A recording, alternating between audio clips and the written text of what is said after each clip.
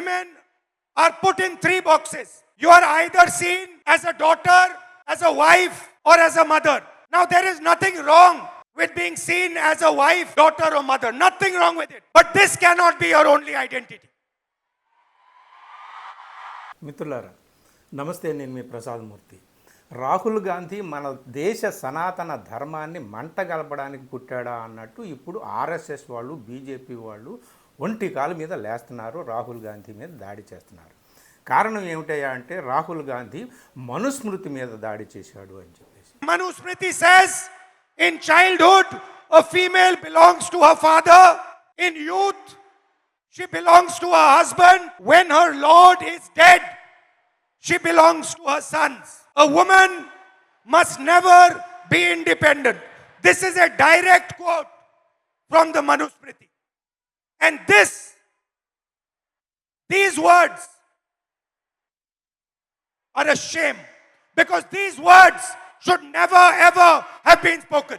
వెళ్దాం వీడియోలో రాహుల్ ఏమన్నాడు, ఆయన మాటలకు అర్థం ఏమిటి, వీళ్ళు అంటున్నటువంటిది ఏమిటి అనేటటువంటిది చూద్దాం. కానీ ఇక్కడ మనం ఇప్పుడు ఈ వీడియోలో ముందుగా నేను మీకు చెప్పబోతున్నటువంటి విషయం ఏమిటయ్యా అంటే, ఈ దేశంలో రెండు రకాల అసలైన యుద్ధాలు ప్రారంభమయ్యాయండి.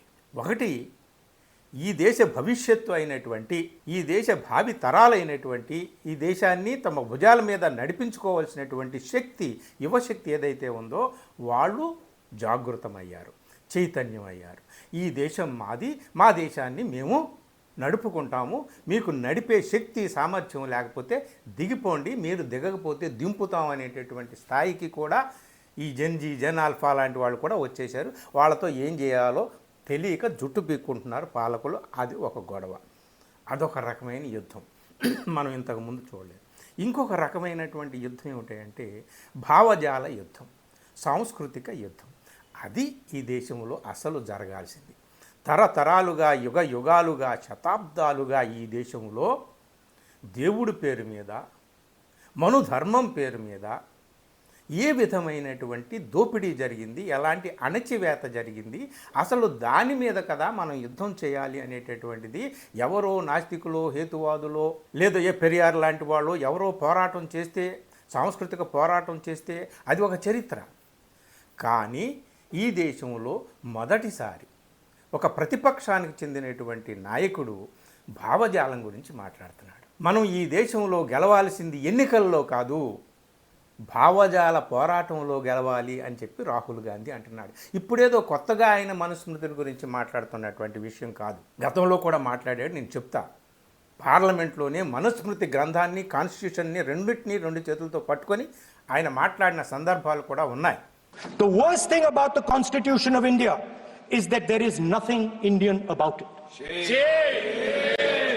Manusmriti is that scripture which is most worshipable after Vedas for our Hindu nation, and from which our ancient times have become the basis of our culture, customs, thought and practice. This book for centuries has codified the spiritual and divine march of our nation. Today, Manusmriti is law. These are the words of Savarkar. Mr. Savarkar has clearly stated in his writings that there is nothing Indian about our constitution. ఇప్పుడు కొత్తగా మాట్లాడినట్టు అందరూ కూడా విరుచుకుపడుతున్నారు. నిజంగా రాహుల్ గాంధీ అన్నది ఏమిటి? మన దేశ సనాతన ధర్మాన్ని మంటగడపడానికి ఆయన పుట్టాడా? ఆయన పుట్టుకను కూడా తీసుకొచ్చి రకరకాలుగా మాట్లాడేవాళ్ళు ఉంటారు ఇప్పుడు. కానీ ఆయన ఏమన్నాడయ్యా అంటే 22వ తేదీ పూణేలో ఈ మధ్యన ఆయన యువతీ యువకులతో బాగా మాట్లాడుతున్నాడు, సంభాషిస్తున్నాడు కదా. అనేక నగరాల్లో పిల్లలు వేల సంఖ్యలో అతని మీటింగ్కి వెళ్తున్నారండి. మొన్న పూణేలో ఆగస్టు 22వ తేదీన ఛాత్రోంకి గూంజ్ అనేటటువంటి కార్యక్రమంలో ఆడపిల్లలు రాహుల్ రాహుల్ అని అరుస్తూ ఉంటుంటే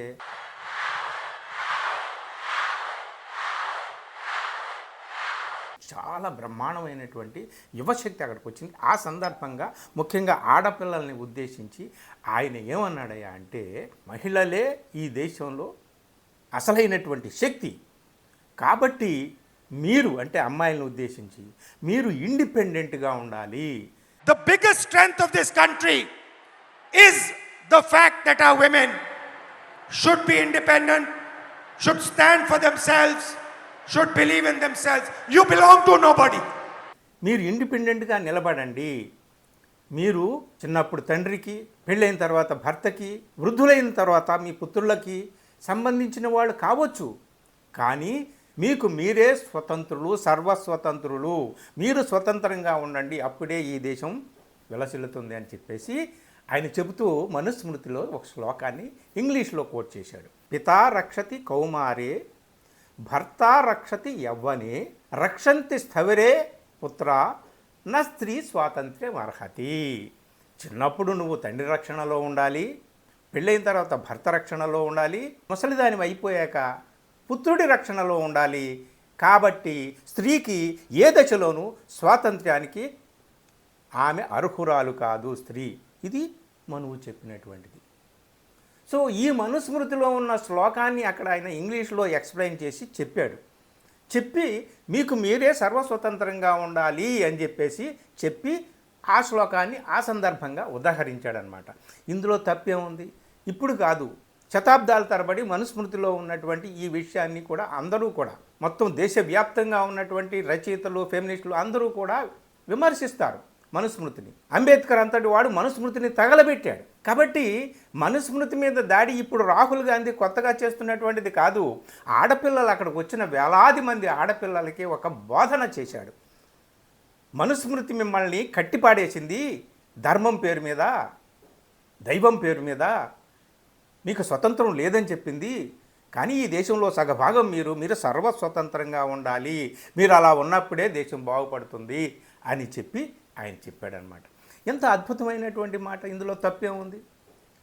మనుస్మృతిని ఆయన ఆ సందర్భంగా తీసుకొచ్చి మన దేశంలో సనాతన ధర్మం పేరు మీద ఆకాశంలో సగం లాంటి దేశంలో సగమైనటువంటి ఈ శక్తిని, స్త్రీ శక్తిని నిర్వీర్యం చేశారు. కాబట్టి మీరు ముందుకు వెళ్ళాలని చెప్పి రాహుల్ గాంధీ చెప్పారు. Do you feel that society tries to control you, men try to control you in everything that you do? So here is a trap.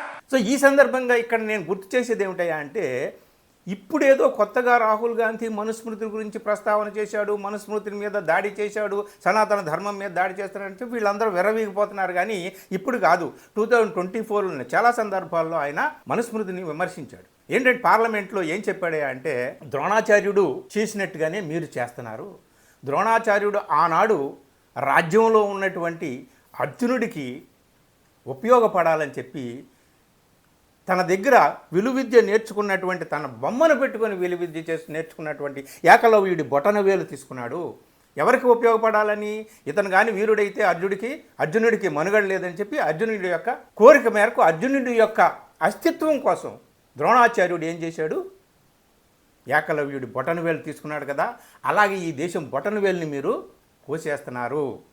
మీరు అంబానీ, అదానీలకు సేవ చేయడం కోసం రైతుల బటనవేలు తెగ్గొట్టారు, విద్యార్థుల బటనవేలు తెగ్గొట్టారు. ఇలాగా ఏ సందర్భంలో చిన్న చిన్న వ్యాపారుల బటనవేలు తెగ్గొట్టారు అదానీలకు ఉపయోగపడడానికి అని చెప్పి, అప్పుడు ఈ దేశంలో మీరు అమలు చేస్తున్నది రాజ్యాంగం కాదు, మనుస్మృతి. మీ రాజ్యాంగాన్ని మీరు అమలు చేస్తున్నారు. మీ రాజ్యాంగం అంటే బీజేపీ ఆర్ఎస్ఎస్ రాజ్యాంగం. అదేమిటయ్యా అంటే మనుస్మృతి అని చెప్పి ఎప్పుడో 2024లోనే ఆయన చేశాడు విమర్శ పార్లమెంట్లో. రాహుల్ గాంధీ గమనించింది ఏమిటయా అంటే, ఈ దేశాన్ని పరిపాలిస్తున్నటువంటి హిందుత్వవాదులకు, వాళ్ళ వెనుకున్నటువంటి ఆర్ఎస్ఎస్ లాంటి శక్తుల భావజాలానికి ఒక ప్రత్యామ్నాయ లౌకిక భావజాలాన్ని మనం ఏర్పాటు చేసుకోవాలంటే, వాళ్ళు ఏ భావజాలం మీద, ఏ స్మృతుల మీద, పురాణాల మీద ఆధారపడి వాళ్ళు ఉన్నారో వాటిని మనం వ్యతిరేకించాలి అనేటటువంటి ఒక సాంస్కృతికమైనటువంటి భావజాలపరమైనటువంటి ఆలోచనతో రాహుల్ గాంధీ ముందుకు వచ్చాడు. This is the real fight, this is the real war. ఇది ఈ దేశానికి అవసరమైనటువంటి అసలు యుద్ధం. ఎన్నికల్లో ఎవరు గెలిచారు ఏమిటి అనేటటువంటిది కాదు. అందుకనే భావజాలపరమైనటువంటి, సాంస్కృతికపరమైనటువంటి పోరాటానికి శంఖారావం పూరించినటువంటి రాహుల్ గాంధీకి హ్యాట్సాప్ చెప్దాము. సరే, ఏ భావజాలానికి ఎవరు కొమ్ము కాస్తున్నారు అనేటటువంటిది ఈ సందర్భంలో తెలిసిపోతుంది. రాహుల్ గాంధీ మాట్లాడినటువంటి ఈ చిన్ని మాట ఆడపిల్లల అస్తిత్వానికి, వాళ్ళ స్వాతంత్ర్యానికి, స్త్రీ జాతి యొక్క ఆత్మగౌరవానికి ఏది అడ్డొస్తుందో దాన్ని వ్యతిరేకించాడు తప్ప సనాతన ధర్మాన్నో లేదో ఇంకో దాన్నో ఆయన వ్యతిరేకించలేదు. ఆయన మాటలను ఈ విధంగా అర్థం చేసుకోవాలి. అప్పుడే మనకు అర్థమవుతుంది ఈ దేశంలో మనం చేయాల్సినటువంటి రియల్ వార్, రియల్ స్ట్రగుల్ ఏమిటి అనేటటువంటిది. ఆ రియల్ వార్ని స్టార్ట్ చేసినటువంటి రాహుల్ గాంధీ కాబట్టే వీళ్ళందరికీ మంట కలిగింది. ఆయన ఏదో ఒక రకంగా మన దేశ సనాతన విరోధి అని చెప్పేసి, మన ధర్మ విరోధి అని చెప్పేసి, దేశ విరోధి అని చెప్పి ముద్ర వేయడానికి వాళ్ళు అలా చూస్తున్నారు కానీ తప్పించుకోలేరు. సమర్థించమనండి. మనుస్మృతి స్త్రీ జాతి గురించి చెప్పినటువంటి స్త్రీ జాతికి స్వాతంత్ర్యం లేదు, అది కరెక్టే అని చెప్పమనండి. వాళ్ళని చెప్పరు. ఇప్పుడు భోజ్యేషు మాత ఇంకో శ్లోకం ఉంది అదే మనుస్మృతిలో. నువ్వు అన్నం పెట్టేటప్పుడు తల్లిలా ఉండాలి. చైనేషు రంభ, భర్తతో అడగ్గదిలో ఉన్నప్పుడు రంభలా ఉండాలి. అలాగే అతనికి సలహాలు ఇచ్చినప్పుడు కరణేషు మంత్రిలాగా నువ్వు సలహాలు ఇవ్వాలి. అలాగే పురుషుడికి నువ్వు పని చేసేటప్పుడు, సేవ చేసుకునేటప్పుడు దాసీలా ఉండాలి.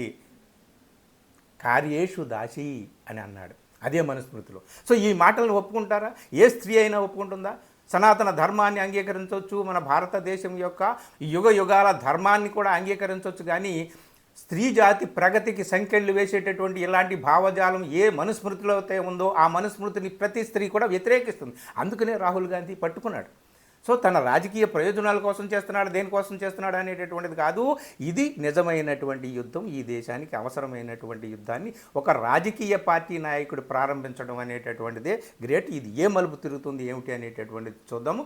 సరిగ్గా ఏ విషయాన్ని ఎలా అర్థం చేసుకోవాలో అలా అర్థం చేసుకోవాలి. అప్పుడే మనకు అన్నీ కూడా తేటతెల్లమవుతాయి. వీడియో నచ్చితే మిత్రులకు షేర్ చేయండి. మిత్రులారా, thank you. Today, the ideological battle in India is that. It is not about environment, politics, free media, nothing. That is all superficial. The real fight is a group of people have suddenly decided, because they have control of the system, that they know the truth of everybody in this country.